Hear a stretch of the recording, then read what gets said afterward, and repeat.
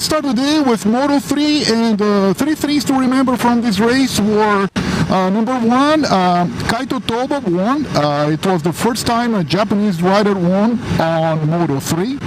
Number two is that Romano Fenati is back to motorcycle racing. We have all the attribulations from last year when he test braked Stefano Manzi in a race. He got a 2-year suspension, and then that was rescinded. Anyway, he's back to the grid.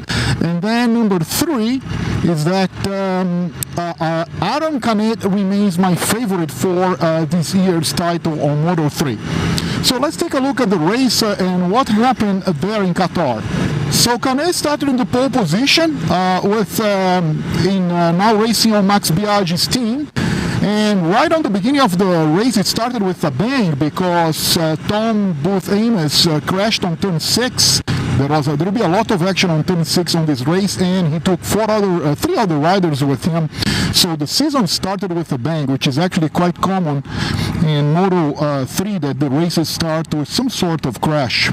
Then there was a very large platoon of about 19 to 20 bikes, but not a lot of overtaking amongst them. I think everybody was taking the season a little bit light and not really fighting for position. So there was this very long train of bikes, but not a lot of overtakes. But on the front, Canet and Della Porta were actually trading positions quite often. Yeah, and then another crash on turn 6. Then it was Denis Foggia who crashed and took 2 more riders with him. So with them by lap 4, there were about 6 or 7 riders out of the race due to crashes. But it was about in the middle of the race that Kaito Toba started to look very, very strong. And another rider which was doing well at the time was Antonelli, and it has been a long time since we have seen Antonelli at the front of the pack, but he was doing quite well then. Another one who was actually showing very strong there was, again, Aaron Canet. He was solid all the race, all along. And again, I really think he's going to be one of the favorites for the title this year. And then with 10 laps to go, who starts to show up? No one else than Romano Fenati. Coming from the back of the grid, I think he started in something like 14th or 15th. And one overtake after another, and there he goes near the second half of the race. He was showing very, very, very strong. But then something quite bizarre happened. It just shows where the mindset of Fenati is right now. So he received a warning for exceeding track limits, and which was just a warning. There was no punishment, nothing. But he's so sensitive now because his career is hanging by a thread now. If he does something wrong, non-sportive move, he's gonna lose his job and nobody's gonna hire him, right? So he received his warning for exceeding track limits, and he started off, just being more careful when riding. What he did was he actually took the punishment lane on turn 6, and with that he lost about 2 seconds and put himself out of contention, because otherwise he will be a very, very strong candidate for winning the race. And with that, we reach the end of the race with Kaito Toba winning, followed by Della Porta and then Canet in 3rd place. That was a very good first race of the season. Liked it a lot. And again, this is going to be a Moto3 season that will be very, very unpredicted, but you heard who I have as my favorite if I need to pick one. So now let's talk about Moto2. In Moto2, the 3 subjects will be number 1, amazing win by Baldassarri. Today was a day of Balda attack without any question. He completely dominated the race. Number 2, the amazing sound of the Triumph triple engines, which are the 765s used in the Daytona as well as the Street Triple.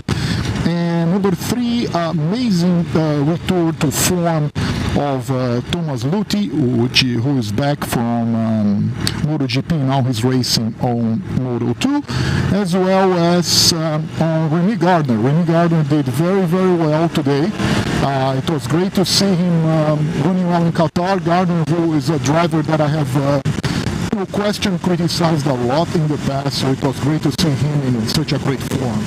So the race began with Schroeder on the pole, but the rider who sprung to the lead was actually Vierge, who started very, very well, but soon afterwards there was a crash on turn 1, and 3 riders were eliminated from contention, amongst them Lecuona as well as Navarro.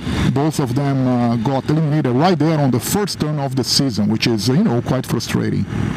So in the beginning of the race, someone who was showing very well was Brad Binder in the KTM, but unfortunately, the KTM is really faded from performance as the race went on, and he turned out not to be a competitor. I think the KTM chassis will have has a long ways to go, which is quite surprising because they were showing very, very well late last season. So it was surprising that they did well in Qatar this time. So right in the beginning of the race, Baldassarri already, showed his fangs, and clearly he was going to go. He was really showing that he was going to be the man of the race. Some very, very, very impressive leaning angles. Sometimes I felt like he was pushing too hard, but he was clearly in control of the motorcycle. He knew what he was doing. He really completely dominated the race. And behind him, there was a great fight between Luthi and Gardner. They really were fighting very, very hard for what was then back the 4th and 3rd place, because Aaron Canet was still ahead of them by that point of the race. Also ahead of Luthi and Remy Gardner was Marcel Schroeder, who was still fighting for the race, but soon afterwards Luthi was able to leave Gardner behind and went after Schroeder and passed his teammate. And then Luthi put an amazing fight for the race, really, really closing the gap on Baldassarri, who I said completely dominated the event in Qatar. And the end of the race was amazing because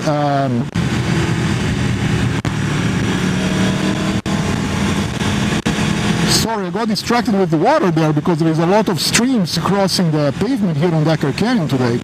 Somewhat unexpected, but anyway, at the end of the race, Baldassarri won by only just 0.02 of a second over the Swiss Tom Luthi, and then behind him, Luthi's teammate Marcel Schroeder, the German, he beat Remy Gardner by 0.02 of a second. So it was a fantastic double fight for the 1st and 3rd positions in Qatar. It was really a great race to start the season, and let's hope for more in 2019. But congratulations for Baldassarri, who completely dominated the race in Qatar, as I said earlier.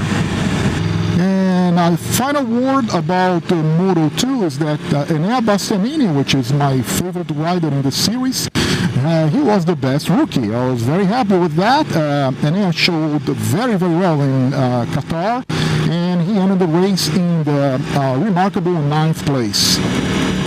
So now let's talk about MotoGP, and as you guys can see, I'm being super careful riding today because there is a lot of water, sand and mud here on Decker Canyon and gravel, just like here, so it's been really nasty today.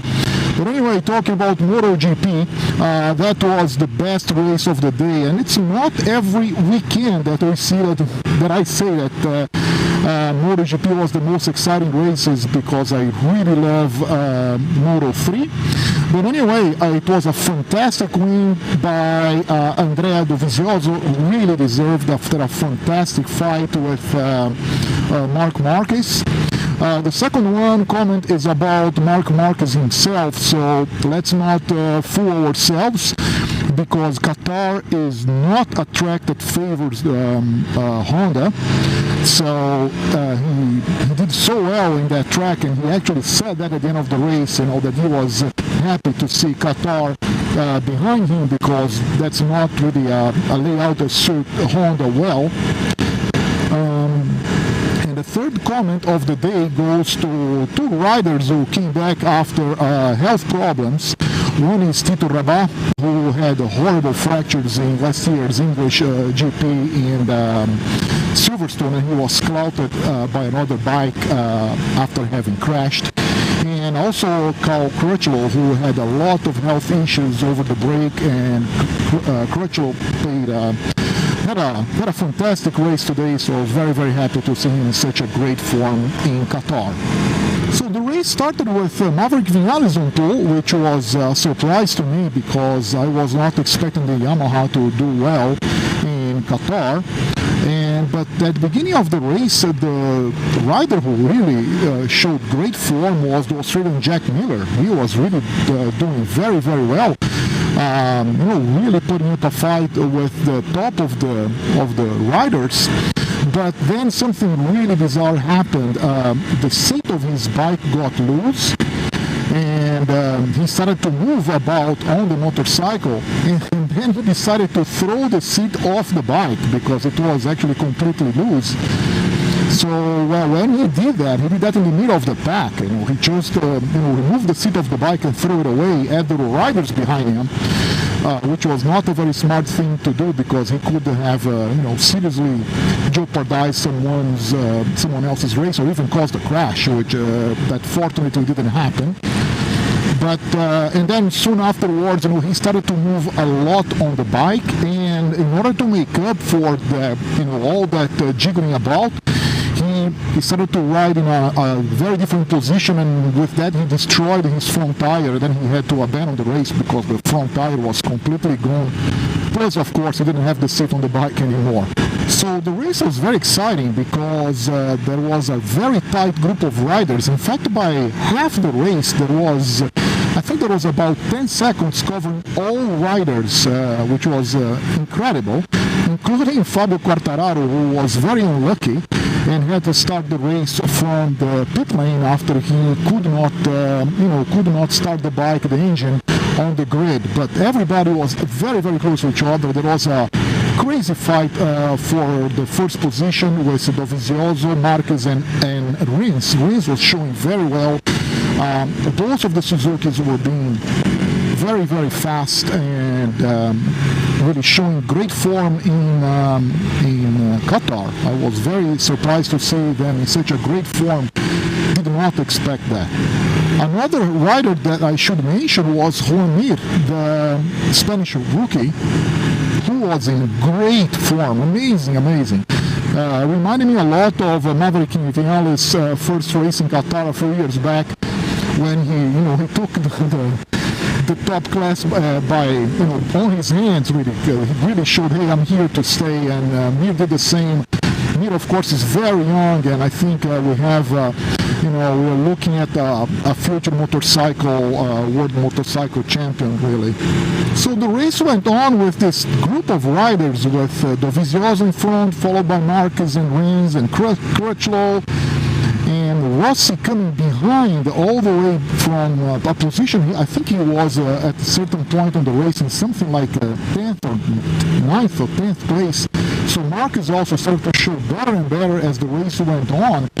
And if actually, he missed a podium by something like, 6/10 of a second, which is pretty impressive for the shape that the Yamaha showed at the preseason. I thought they would be miles behind the competition, so it was great to see him in such a great shape. So the last laps of the race were really, really tight. Great fight between Dovizioso and Marquez. A crazy fight, really. The last two laps were amazing. And I was really, it looks like someone just went over the guardrail here once again. This guardrail here, as you can see, is brand new. It was replaced after the fires, and there is always something going on. And I'm thinking super carefully because, again, there is a lot of debris on the road here. And then, at the end of the day, it was a dash for the checkered flag, which ended with Dovizioso grabbing the win from Marquez. That was a fantastic result to the Italian rider. And let's say, you need to be frank about it, a circuit that favors the Ducati a lot. But having said that, I really hope that we're going to have a tighter fight for the World Championship crown than what we had last season when Marquez was completely dominating. But having said that, clearly Marx, I think, still has the edge on the competition because he had a fantastic form in a track that definitely does not suit the Hondas well. So I'm getting here close to PCH now, and I need to refuel the motorcycle, so I'm going to stop here. I already spoke a lot about the 3 races of this weekend, and everybody stay tight. The next race of the season is going to be in 3 weeks in Argentina. So see you then, and take care. Bye.